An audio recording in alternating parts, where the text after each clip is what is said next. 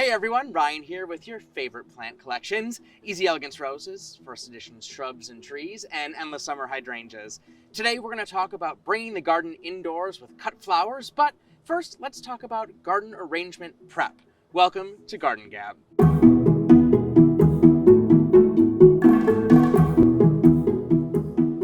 One of the benefits of having these great shrubs in your landscape is being able to make beautiful cut arrangements to extend that outdoor beauty to the inside. And I'm not just talking about flowering plants either. Shrubs with really cool foliage are a perfect accent to any bouquet, and they're usually some of the easiest to prep. Okay, let's dig into a few key tips for long-lasting flower arrangements from the garden. Cleanliness, time of day, water, and food. Let's start at the beginning. A very good place to start for you Sound of Music fans. Before you head into the garden to cut anything, focus on clean. This means your pruners should be clean and the bucket that you're putting the cuts into should be clean too. Now, this isn't going to be the vase that you're going to arrange in, but the cleaner your tools are at the beginning, the longer your plants are going to last. Okay, so you've got clean shears and a clean bucket. The best time of day to go is when it's a little bit cooler outside, so morning or evening are ideal. Fill that bucket with lukewarm water like a baby's bath water. So with that nice, just above room temperature water and avoiding that midday summer heat, your cuts will be off to the right start.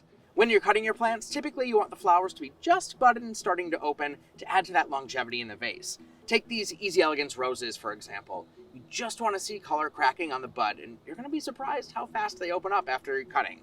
If they're already in bloom, their lifespan in the vase is going to be pretty darn quick. The one big exception to this for flowering shrubs is the hydrangea. For this species, you want to be sure that they're in full color with no white showing, unless of course it's a white blooming hydrangea, and they're starting to get a little bit crunchy on the stem. That'll help them stay fresh the longest in the vase. If they're immature blooms, they're going to fade pretty quickly. As you cut these stems, use your hand to remove all of the foliage up to the water line of the bucket. If the leaves end up in the water, that'll increase the opportunity for bacteria to get in the water and make the arrangement go bad more quickly. Once you've got the cuts in your clean bucket, they should adjust to room temperature for a short bit and then move them to a cooler area of the house. Now, if you've got a party tonight, cut the stems in the morning and then keep them cool all day before arranging the bouquet just before your company arrives at night. If you don't have a party tonight, allow those cuts to keep cool overnight before arranging. This is going to allow them to adjust not only to having no roots for a water source anymore, but it's also going to avoid having that heat stress from the sun. Okay, so you cleaned your tools, cut your stems, clean them, and cool them off. Now it's time to arrange. We've got another video that'll show you how to arrange. So for now, the last bit of advice we have for extending the arrangement life in your vase is to have a really clean vase and not add anything to the water except for maybe a little packet of cut flower food if you have it.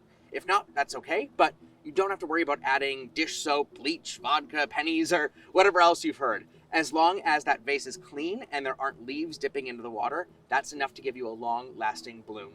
The flower food is just an added bonus if you've got some laying around from an old floral shop purchase. I hope this helped and encourages you to get out there and enjoy your garden indoors as well. Just a few quick steps and you're set up for a long-lasting display of flowers and cool foliage to treat yourself or impress your guests. If you've got any more questions or if you have arrangements from your garden, please comment below. Thank you so much for watching and we'll see you next time on Garden Gab.